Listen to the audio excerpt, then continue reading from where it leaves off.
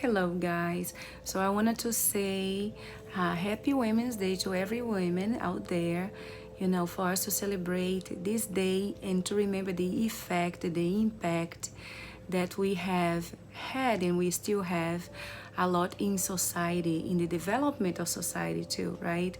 And so it's important that we just focus a little bit in how, you, me, us as women, we have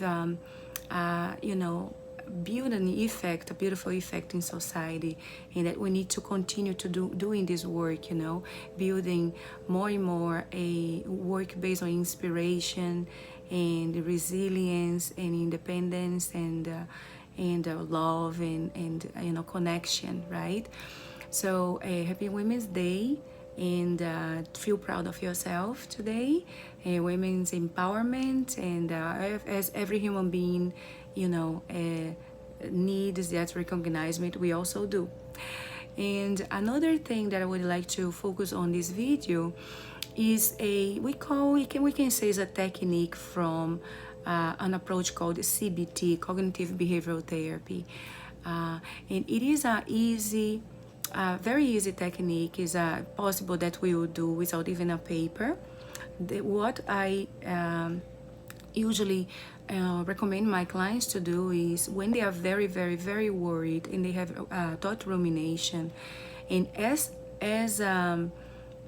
odd as it sounds, I ask them to think about the problems instead of avoiding them.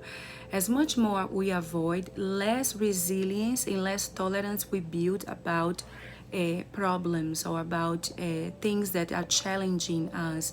And so as much more space we hold to think actually about the problem, to think about the issue or our fears, the content of anxieties that we have, more we expose ourselves to create resilience in every single level, not only cognitive resilience, but an effect psychosomatic also. We are going to become more resilient in relation to the sensations in the body, how we feel, what we notice.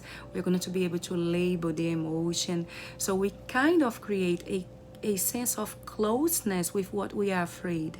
And so once we have that sense of closeness, we will become more familiarized with it in a positive way, because now I build the agency with this element. See, when we volunteer to do something, we are now the agent of a resolution or of a healing, towards that situation. So when you set time to worry, when you set time to think about these challenges that you fear, try to set a time that you see the beginning, you see the end. So when I say setting time is, for example, from 7 to 7:15, you are going to think about and you're going to allow yourself to feel and to notice the emotion that thought process builds up.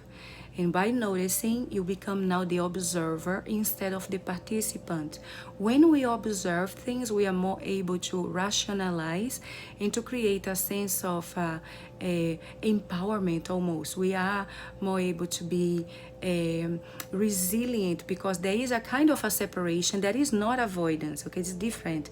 When we are able to separate, we are able to foresee the situation, the resolution about the situation. We are able to, I like to say that, to see the I and to see the it. So the it is the element of fear, is the element that I am putting there in perspective, I'm observing. The I is no longer the element that I am perceiving.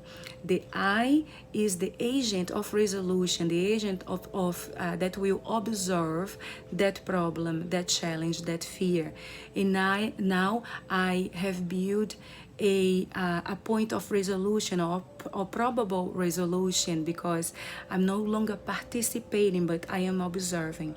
And when we observe, we can describe what we see, what we feel, what we notice.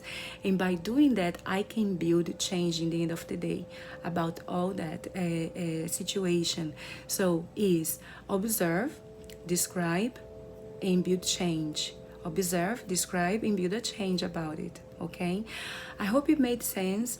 It's not so easy because we are so attached to be in this mode of self-preservation and self-defense that putting ourselves in the position as an observer, it can feel very uncomfortable, but that is a great effect in a long term.